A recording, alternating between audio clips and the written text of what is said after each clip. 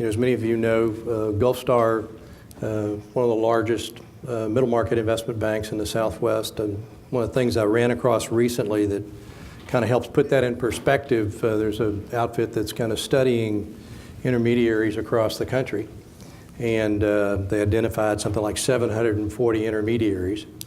And out of that 740 intermediaries, 70% of them do 3 deals or fewer a year.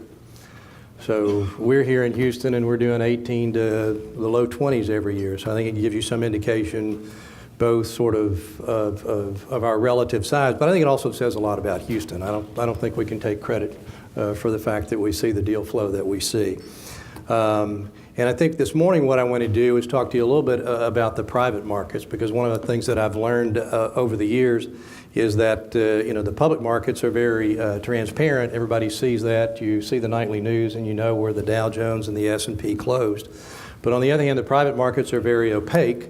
You don't see a lot of statistics about them. Most people don't understand them. But at the same time, what we see is for the economy, they're just of increasing importance as we think about capital formation, liquidity going to entrepreneurs so that Salient can manage it. And obviously when we're doing deals, it's very important that we have a partner like Cadence to have step in and help provide the debt financing that folks are using in these transactions. So, what I'm showing you here is sort of the deal flow activity in the private market. This is really based on private equity, so it's not factoring in what's going on with the strategics as well. But I think what's significant as I look at this chart, you're getting kind of a long view, and you see sort of what happened, with the crash and the fall in the level of activity.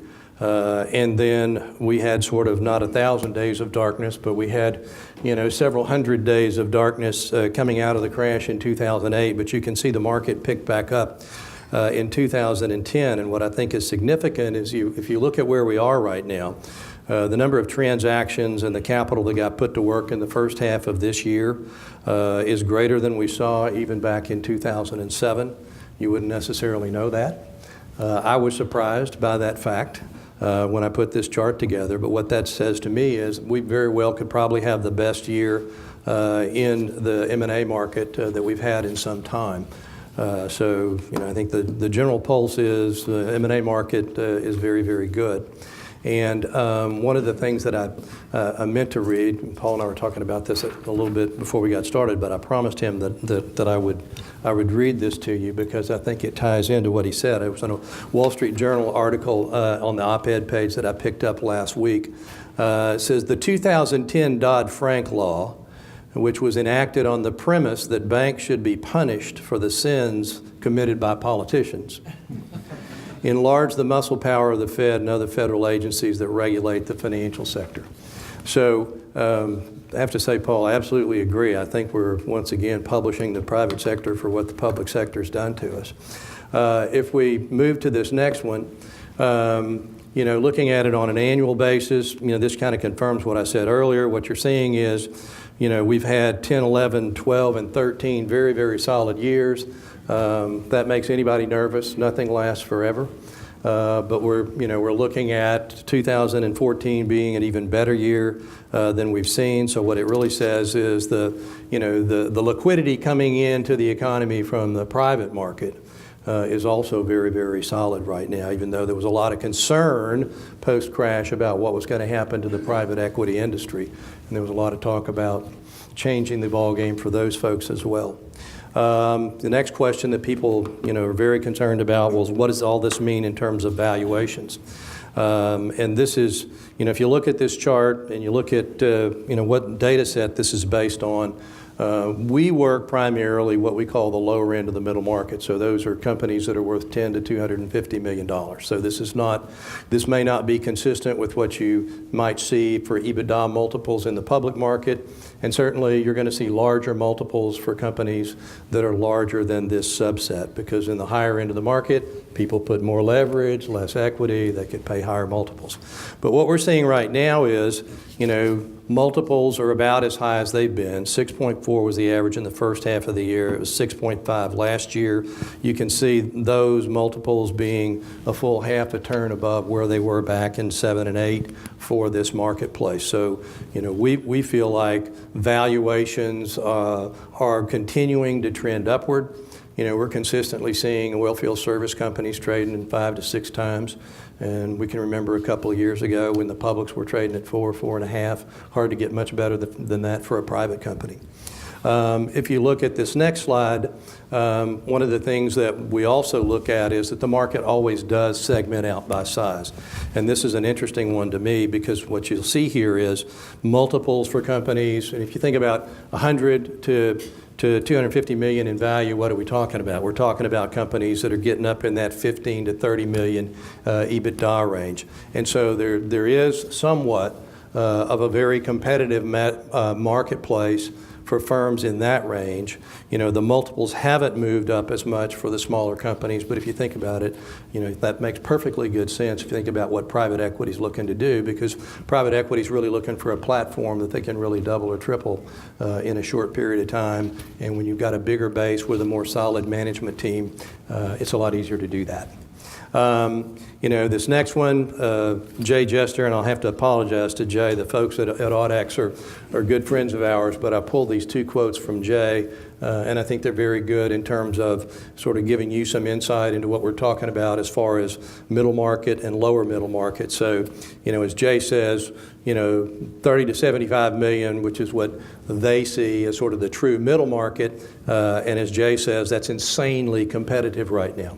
To give you an example of how insanely competitive that is, or I don't think it's insane, I think it's pretty smart. But we have a transaction that's in process right now. We received over 28 indications of interest for this company.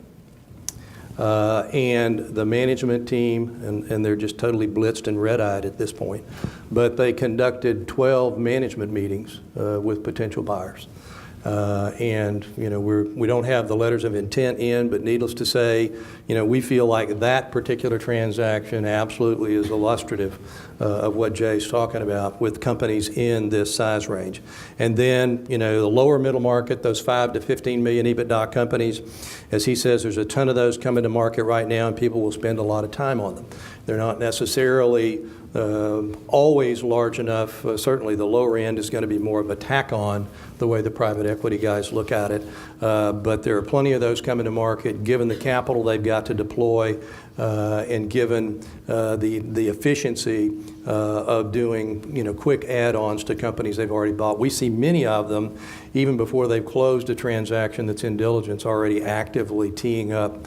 We had a transaction closed earlier this year, and immediately when it closed, they already had a letter of intent with another company that was an add-on that they took our CEO out to immediately start diligence on that company. So things are kind of getting pancaked out there. If you look at this next slide, if I can get this up, yeah.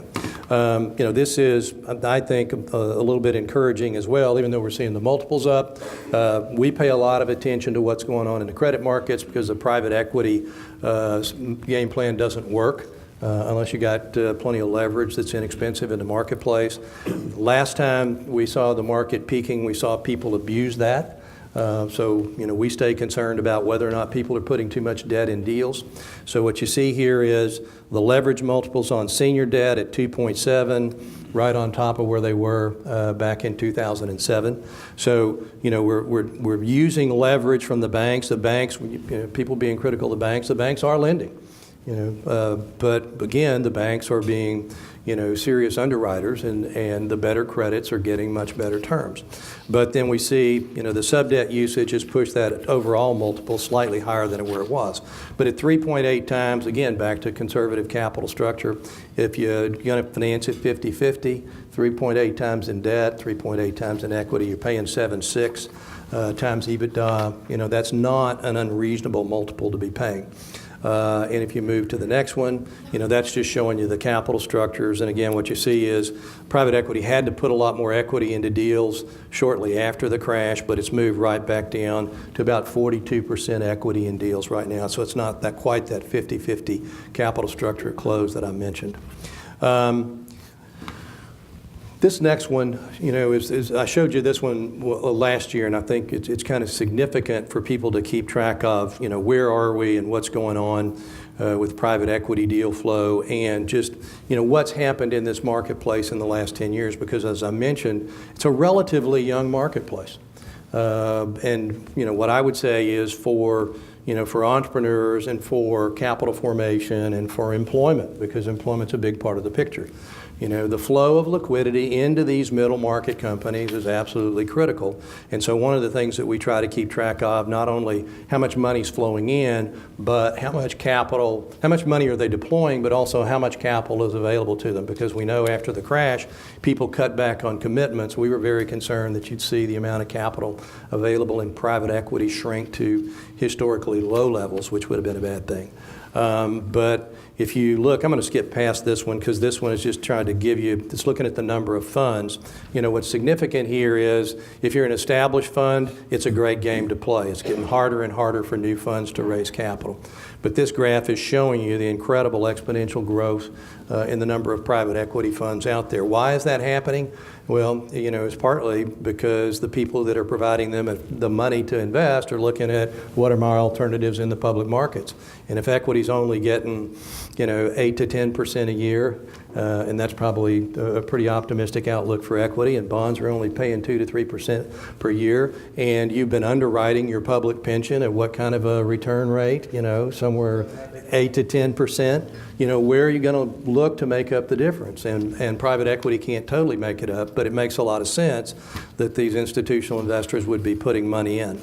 So this is some data that I thought was really interesting that I thought I would share with you. This comes from an outfit called Preqin.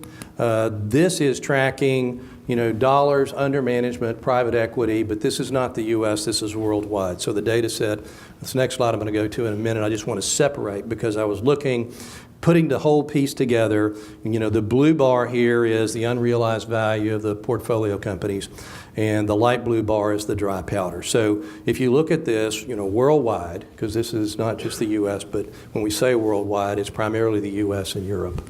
But if you look at worldwide, $3.7 trillion has moved into private equity. Not a big number when you think about the public markets worldwide, but still, if you think about this being an industry that really got started back in the 90s, pretty incredible growth of institutional money moving into this marketplace. And then this next one is the issue of what we track here in the U.S. It's the dry powder. How much money is committed to private equity funds that hasn't yet been drawn, because that tells us they have, the commitments from the institutional investors, but the other piece of this is these are partnerships, and the partnership agreement says you got a fixed period of time to draw the money down. You don't draw the money down, you don't get to put it to work. So there is an incentive, if you will, in this private equity structure to draw the money down and get it invested. And so one of the things you see here is because fundraising got cranked back up in 12 and 13, you can see those top two segments, the darkest and sort of the GulfStar blue there, those are the capital commitments from funds that were raised in 13 and 12. So what it says to us is at the same time we were doing record deal activity, private equity was getting reloaded with plenty of capital. And surprising to me to see the number of funds 2006 to 2009 that still have money to put to work.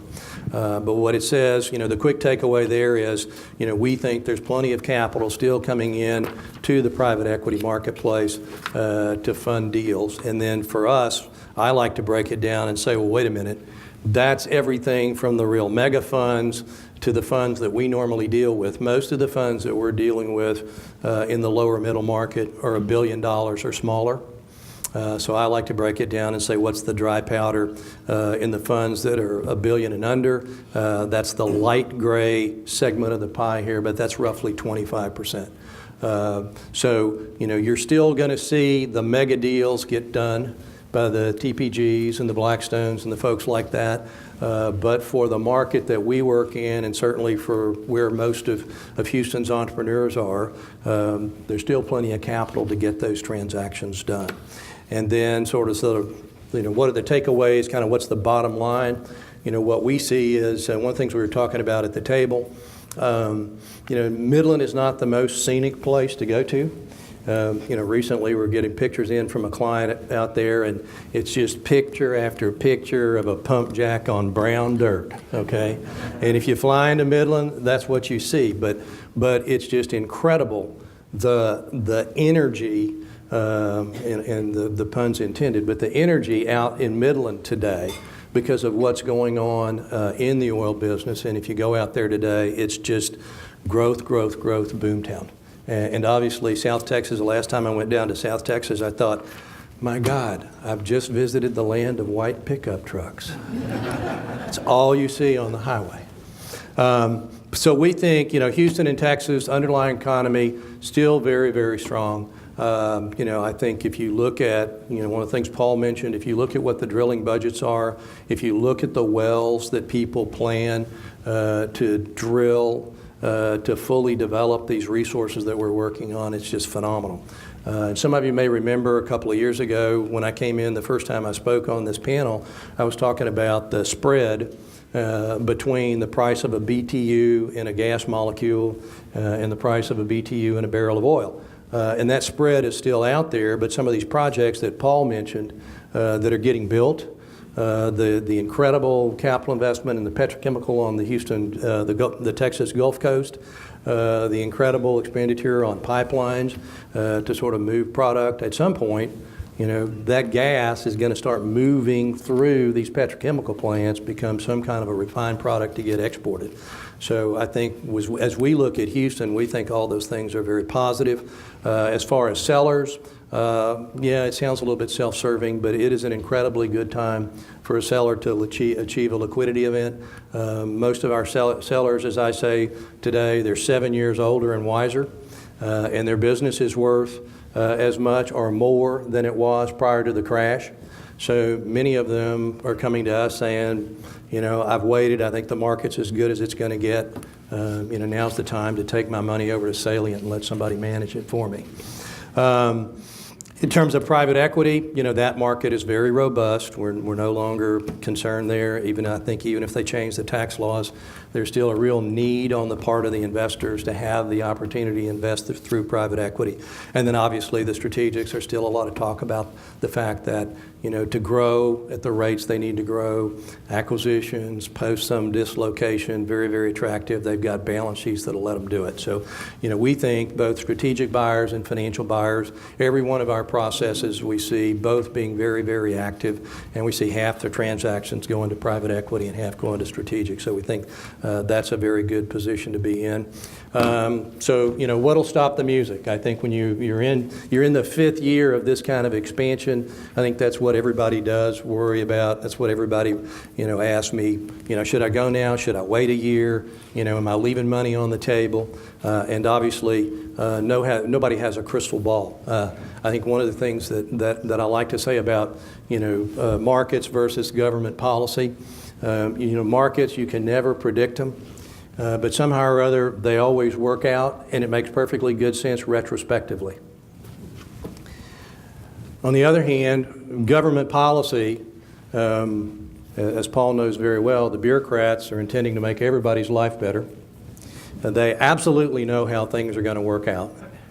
And it never works out that way, and there are always unintended consequences. So, having said that, inflation. Is inflation out there? And I think it's kind of interesting you're getting a little bit of a consensus up here. But I think that, as much as we worry about that, and I'll show you some stuff here in a minute, I think the workout from what happened in 2008 is just a long workout. I mean, that was one of the messages from Reinhardt and Rogoff when they wrote their book a couple of years ago. So is there going to be a drop in the oil price? That's what we worry about around here. But if there is, oil is so fundamental to everything, that's deflationary. And then finally, the one that I may not get to, but sort of what does the Fed mean by macro-prudential policy? When they've lost other tools. So I told people to look at this last week, so I put it together on my slide, last year, so I put it together on my slides because it's one of the most remarkable things. I'm not a central banker and I'm not a macroeconomist, but I remember in 2008 when Ben Bernanke said, "Don't worry, we've got real estate ring fenced." And I didn't worry. So I resolved after that to pay a little bit closer attention to the Fed's balance sheet. And if you look at this, this is not me saying it. This is actually Warren Buffett. Buffett said the Fed is the greatest hedge fund in history. Now why would he say that? If you look at the Fed's balance sheet, the Fed had just under $1 trillion in July of 2008 in assets. And their primary assets were Treasury securities and repurchase agreements with the banks. If you look at the Fed today, the Fed's balance sheet is $4.4 trillion as of July of this year. The Fed has $2.2 trillion in U.S. Treasuries, okay, a little bit larger, but about what you'd expect. Mortgage-backed securities, where did they go? They went onto the Fed's balance sheet. $1.67 trillion in mortgage backs on the Fed's balance sheet today. So that's, there's no judgment in that. That's what the Fed needed to do because we were staring down the abyss in the fall of 2008. Okay, but my point is structurally, what has the Fed had to do, to get us through this thing without being as rocky as it could have been? Well, it's going to take the Fed a while to work out of that balance sheet. It's going to take some time. And so you got to ask yourself, wow, I wish I could triple my asset base or quadruple my asset base in such a short period of time. How did the Fed manage to do that? And Paul feels this every day as well. How did they get there? Well, their primary financing source today is deposits from the banks. And how do they get the banks to do that? Well, they paid them interest. That was another big change in the fall of 2008 to allow the Fed to pay the banks interest on the excess reserves that they have on deposit at the Fed. And so the Fed's capital in July of 2008 was $40 billion on just under $1 trillion, and the Fed's capital today is $56 billion on a little over $4.4 trillion. Okay, so the point being, the Fed is in a position where I think the worries are the Fed doesn't have a whole lot of effective tools available to it if there's some kind of crisis that it's got to deal with. And as Buffett said in the same article, we're in uncharted territory. The reality is we don't know the complete workout, but what we do know is 5 years from now it'll all make perfectly good sense. So I had one more slide, but they're waving at me. That's just to show you how much money and how it's progressively moved up and the banks have financed the Fed to allow it to swell that balance sheet. So interest rates, yeah, I think Reinhardt and Rogoff are right. But remember, I'm not a macroeconomist and I don't make my living predicting interest rates. But I think we're looking at a much longer workout on the Fed's balance sheet than most people think. And as far as energy, I think that employment picture would be even worse if our energy industry hadn't been as innovative and creative as it has been. So thank you very much.